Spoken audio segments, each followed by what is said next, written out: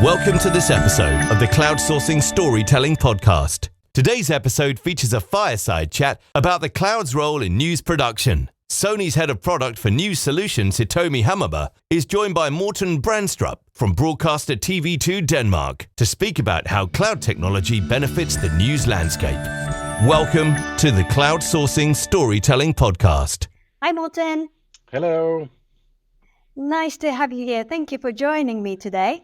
Thank you for inviting me. It's a pleasure to be here. Yeah, thank you. So, first of all, we have the global audience. Would you mind introducing yourself and what you do as the head of news technologies at TV2 Denmark? Sure. Yeah, as head of news technology, I'm overlooking all the workflow and the new technology stuff and driving some of the innovation here at TV2 in our news department. And when we say TV2, it's a national commercial broadcaster.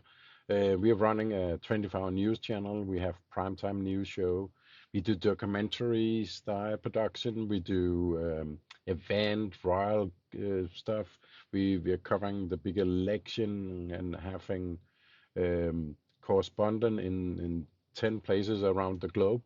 We do podcasts like we are doing right now, and we do TikTok and social media, running the website on behalf of TV2.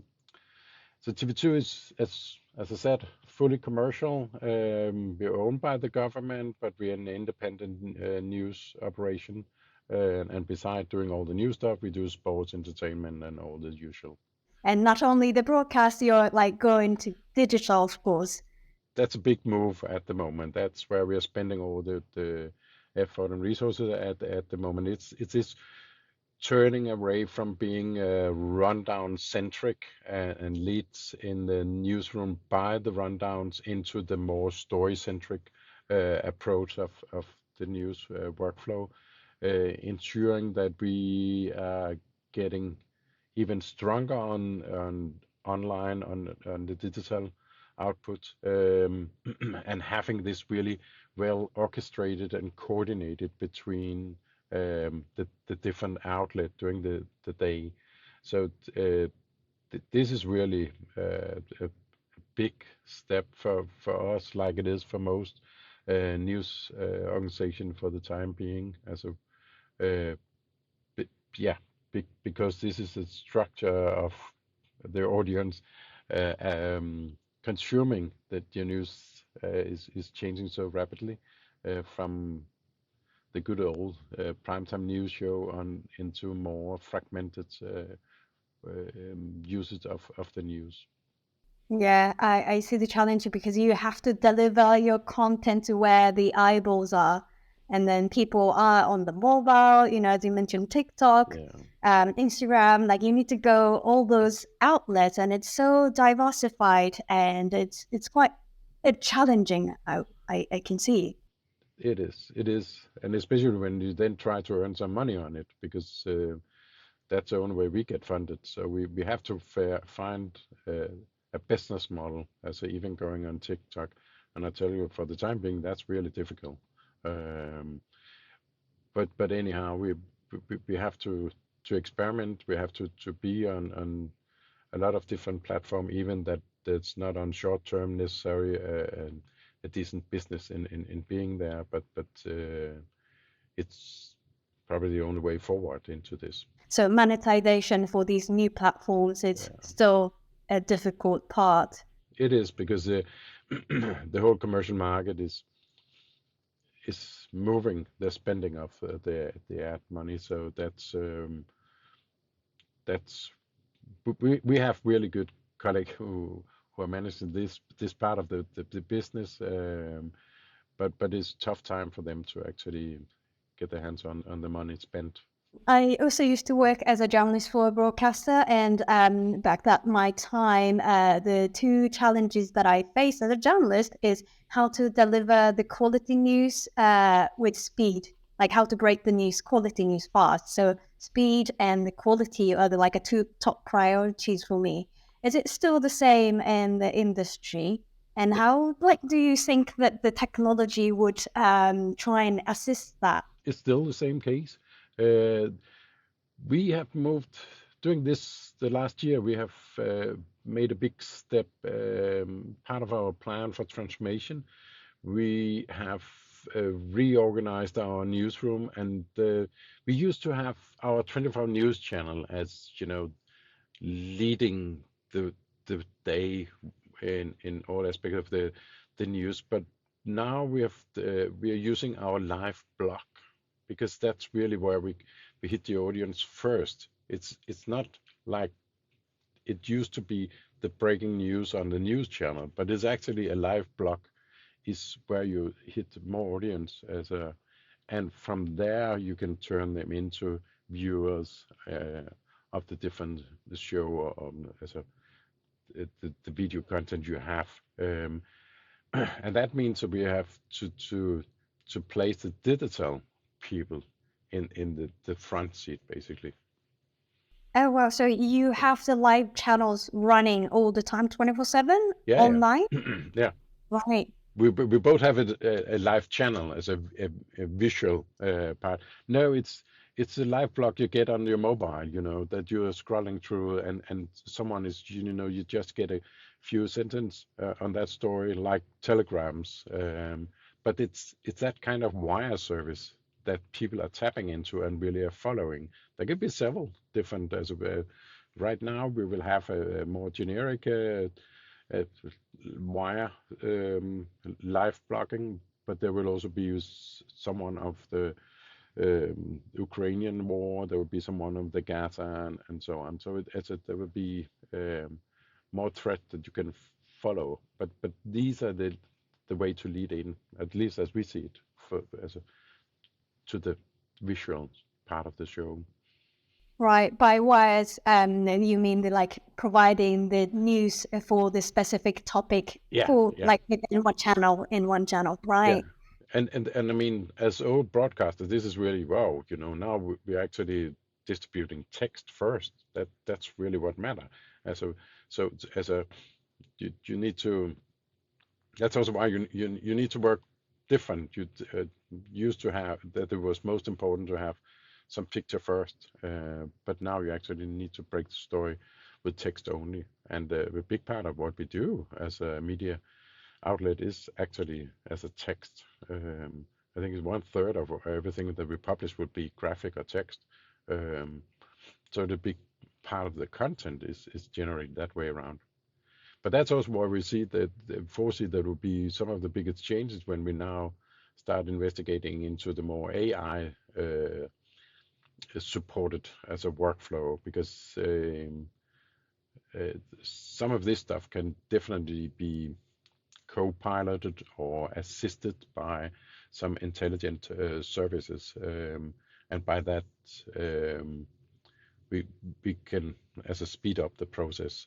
We can be able to both source the content and the news as the stories, and but also publishing them stronger, faster. AI has been, we saw such a hype in AI in the media industry this Yeah, year. And AI is, I will call it cloud enabled technology because it's normally running in the cloud. yeah, Yeah. And I think that in that sense, we can kind of see the AI as a cloud, part of a cloud ecosystem. And it's great to understand that you, TV2, are looking into how to use AI in a co-pilot mode, using it as a humanness like a ton. In what area are you trying to use AI in this new ecosystem of the news? we basically started the year by banning all kind of uses of AI. That was the first approach, um, just to secure that we have that we don't expose stuff that we don't want to in the cloud. As a just um, that we really as a know where the content is and so on. But now what we have started up is a couple of different projects. Of course, the whole translation and transcriptions is essential. It's really good service that you get from the cloud, and by that, as of course, some of this could be on-prem and so on, but we foresee that more of this to get access to service like the transcription um, to video recognitions and descriptions, we will expose as a more content in cloud and have a more hybrid approach to where the content is during the process. Um, because um, part of this is also being able to share um, story material as a faster than we used to. Um, we are setting up right now also some services. This is not related to AI directly, but we will have some service where the connected camera as a is um, is feeding back via the cloud the material directly into the story. But that means also the story and as is the story text and the ID and so on, and the camera should find each other and make those descriptions. So we need AI service to make some headline description of what is actually in this video content or this still picture and so on. Yeah, as a sourcing material for your story is one way where that we foresee that what used to be a search function will, as we see it right now and what we're experimenting with now, would be that we don't search for the content for the story, but the content will find the story it belongs to. So it will basically turn it upside down.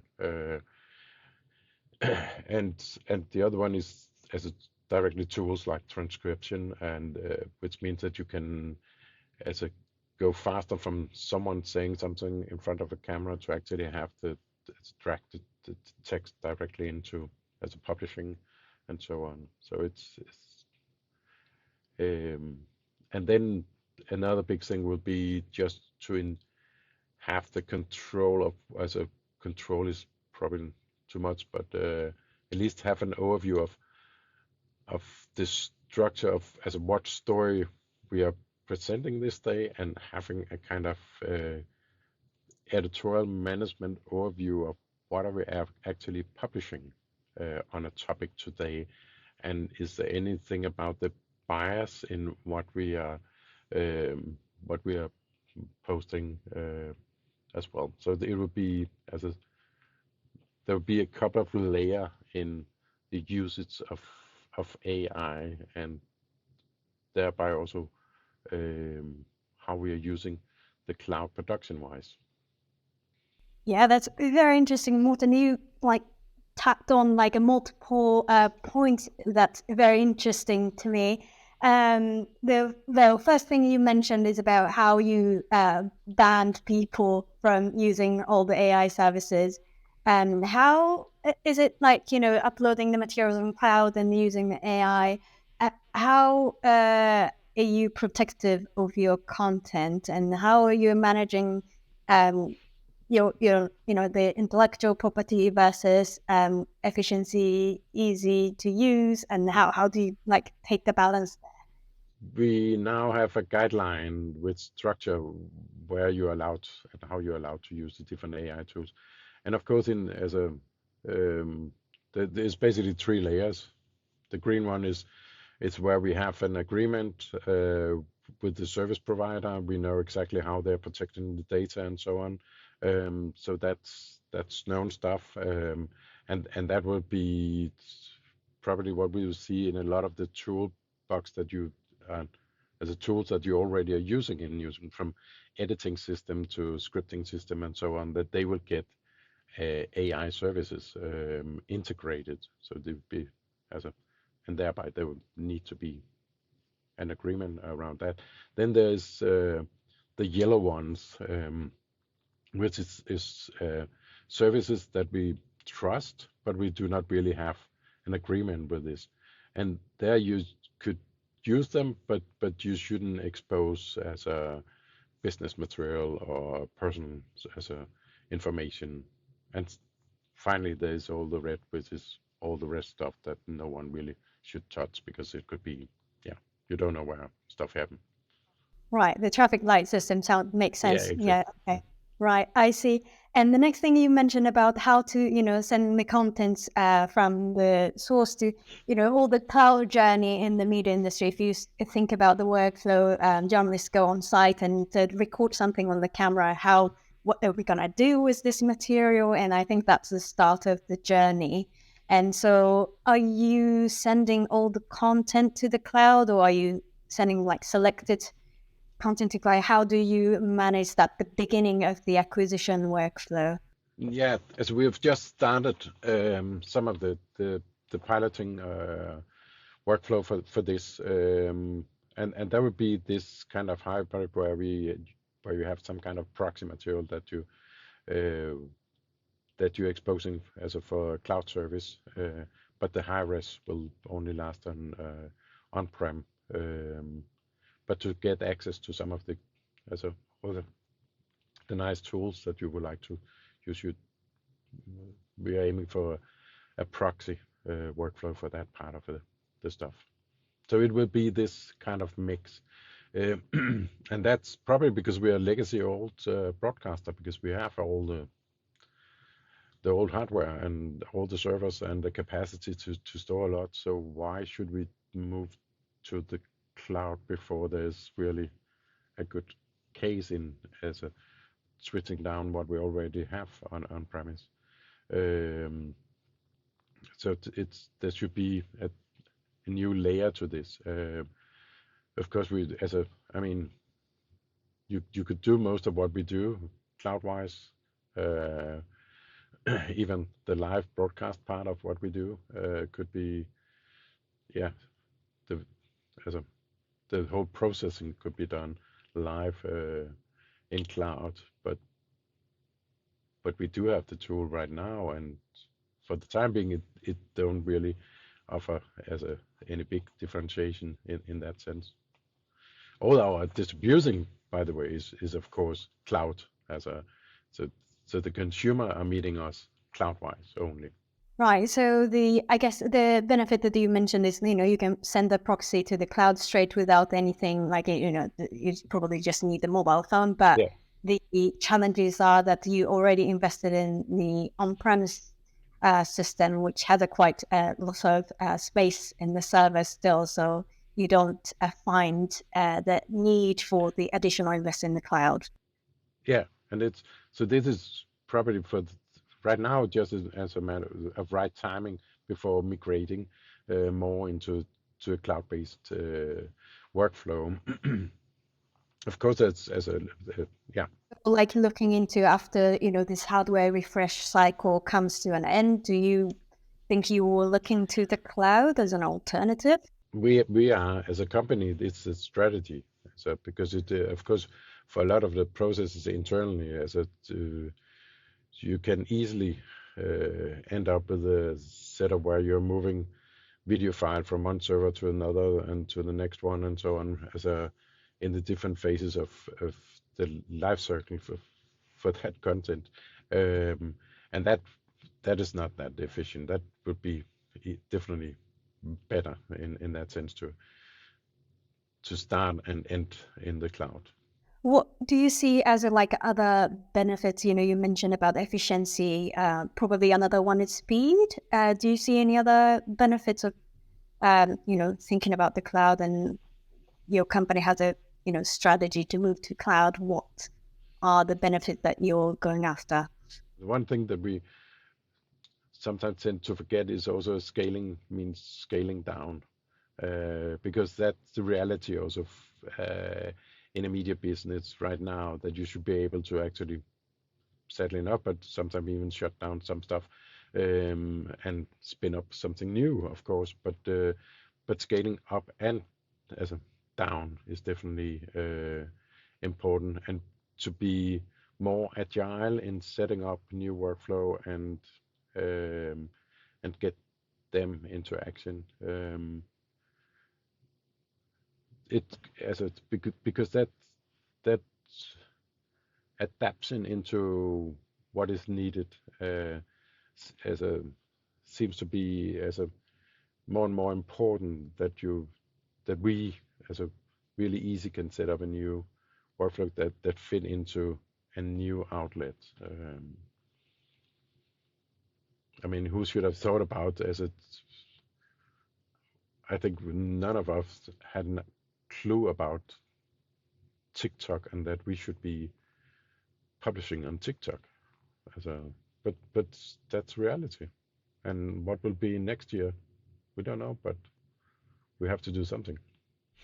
Are you trying on something as like a POC, proof of concept, or uh, for the cloud enabled technologies at the moment? Yeah, we have done some as a POCs with when purely as a strictly cloud. We have done some stuff with in two directions. We have done POCs where we have set up the full production as a live production setup in cloud, and I mean that that works. It can be done and managed. It's pretty cool stuff that you can do that way around.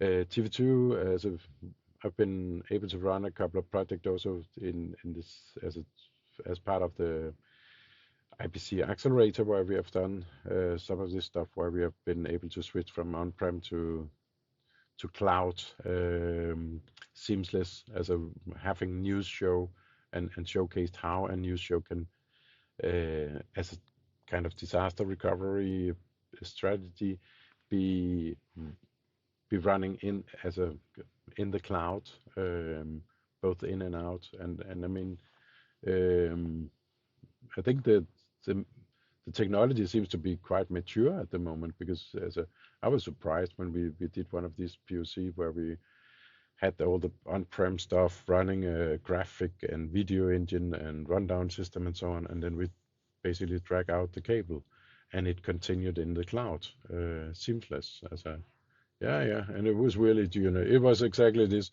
wow, it was exact that moment, when I saw as a disconnecting the whole on-prem stuff and the show just continued streaming. It was just, okay, that's where we are now with the cloud services, um, and that really convinced me that this can be used today for live production, definitely. Oh wow, that sounds amazing. And I guess you can, as you mentioned about the scalability of spinning up for the like shows, and after that you can turn it down. That's also like that's a great thing that you do as well. How did you manage the connection between for this live show? How did you manage the connection to the cloud? Did you see any delay or? Yeah, well, yeah, and when we started talking about connection, that's one of my favorite topics because we have been, in that sense, we have been experimenting quite a lot with 5G.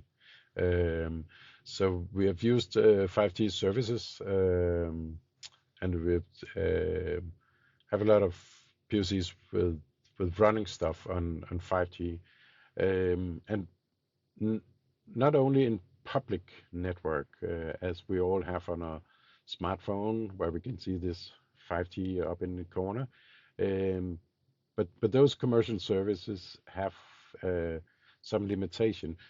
We have done some proof of concept with both with some of the telco provider and national telcos, showcasing the potential of having quality of service in the commercial network and what that means to the services that we as a are able to uh, to run.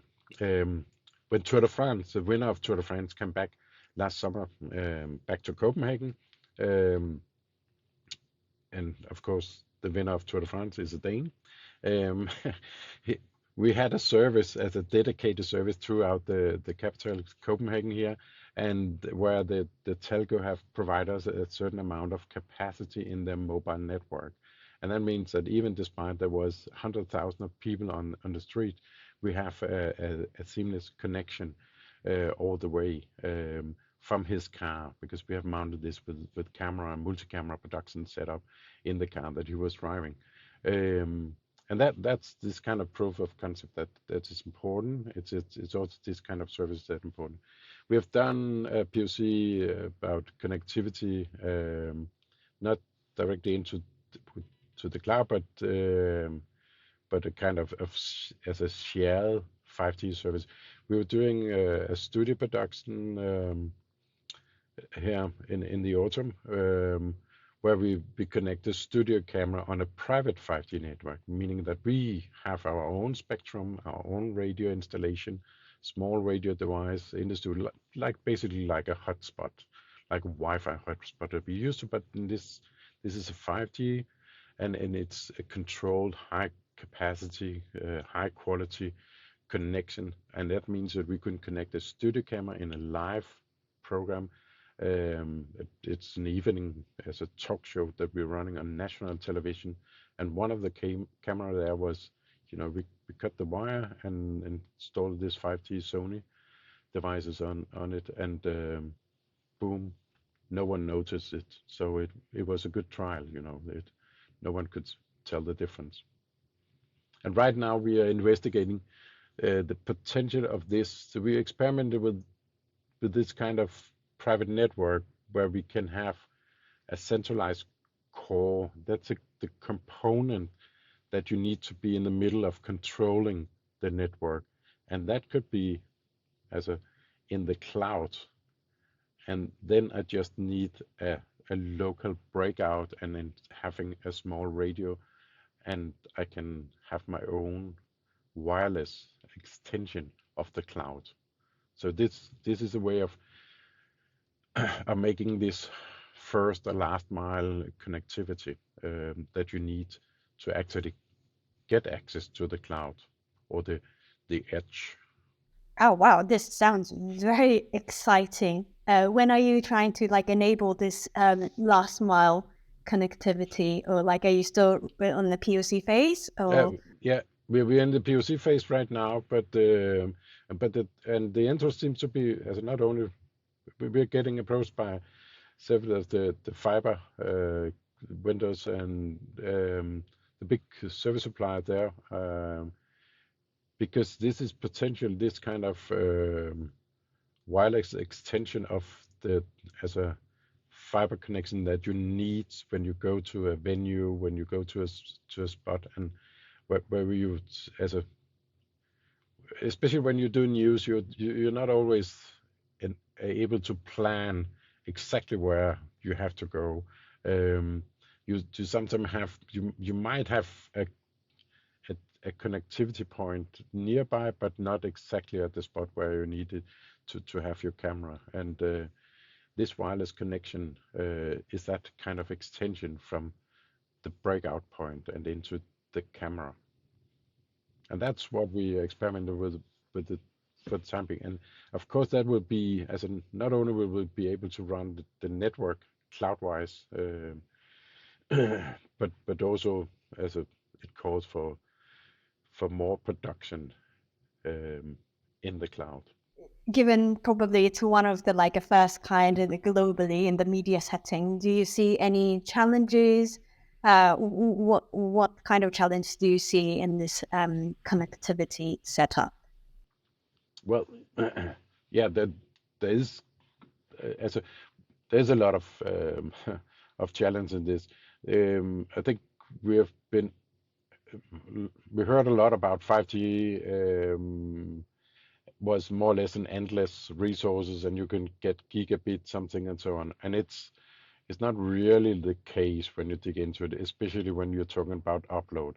And everybody who's doing content production, the only direction they are feeding material is uploading. That's what we do. We are the one who's the content provider. We are uploading.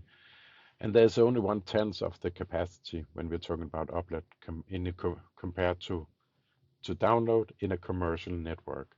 And that's one of the limitations, that the commercial network is turned the other way around compared to what we would like it to be. And that also means that you have to deal with limit bandwidth, especially. You have to other issues with jitter and so on, and a lot of this is not taken care of by the the telco for the time being, because it haven't been the focus so far. So when we are doing some of this stuff, and when other good colleagues are doing it, we're doing a lot of learnings and finding, basically on behalf of a telco industry who, in my opinion, might be a little late to the party and to actually deliver on what they have talked about.